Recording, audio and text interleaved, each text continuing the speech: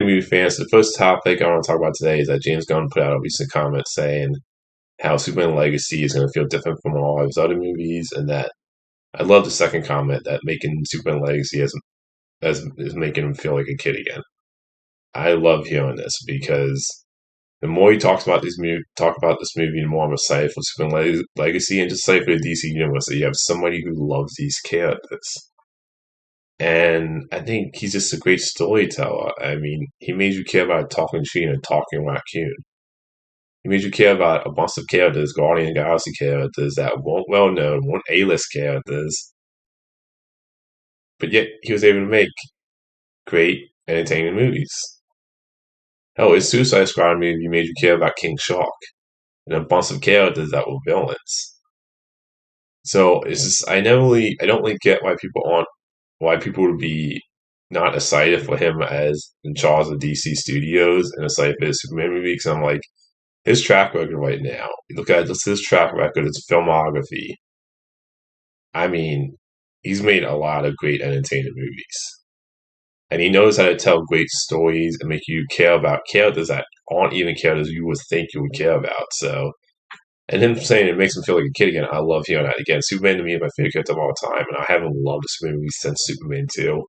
And that's what Superman should make you feel like, in my opinion. It should make you feel like you have hope for the world, that you can like wake up the next day and go like, you know what, today would be a better day.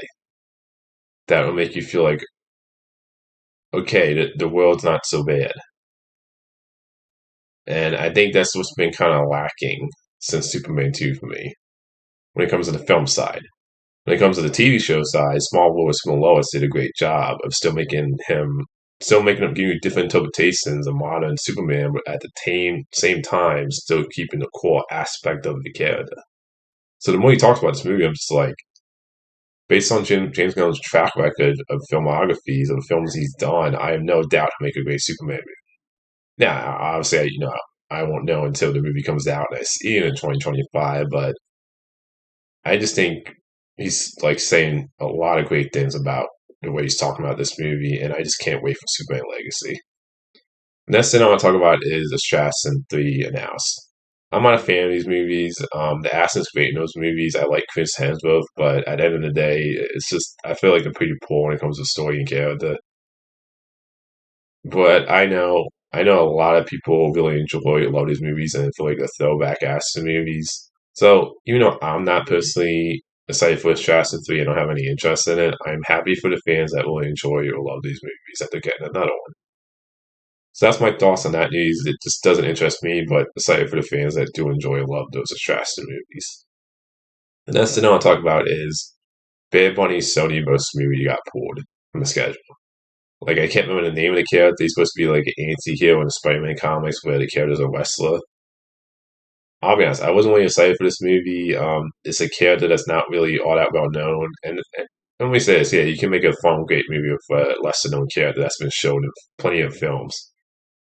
But it's not one of those characters that I'm dying to see a movie about. And also, this is the biggest thing for me. Bad Bunny, no offense to Bad Bunny. I know he's a professional wrestler, so I can understand maybe casting him for that part of it because the character's a wrestler in the comics, so you can probably do really good wrestling action scenes in the movie.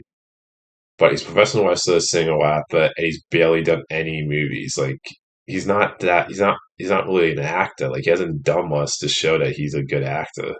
Like he was in Bullet Train, and he didn't do anything in that movie that made me go like he was a bad or good actor. So I always felt like you couldn't find better Latino actors that have had more experience to lead a tentpole movie. So it's just he was never a choice that I was all that excited by casting wise. So I'm not surprised when we got pulled. I don't think this movie's gonna happen, but if it does, I hope it's a fun, great movie. It's just I'm down. I'm starting to doubt this movie's honestly ever gonna happen personally. The next thing I want to talk about is the fact that Spider-Man Across the Spider-Verse made over 500. I am so happy this movie's doing really well. That's having legs that people constantly go back to seeing it. It's a great movie. I can't wait for the third one. And the reason I want to bring this up also is that people always bring up comic fatigue. Here's where I disagree with that. Spider-Man Across the Spider-Verse and Guardians 3 show that there isn't comic fatigue. Guardians 3 made over 100 opening wise, and it cost over 800. And both movies have had legs at the box office, having taken big drops during this week in and out when it comes to East Week. And both movies have done great critically with the audience and in critics. So I always, and this is my opinion, these movies show that if you just make a great comic book movie that pleases the audience and critics that most people love, it will have legs. People will go back and constantly see it. If you make a mid-tier comic book movie and it's just mediocre now, well, it's not going to have the legs. People aren't going to go back to constantly see the movie.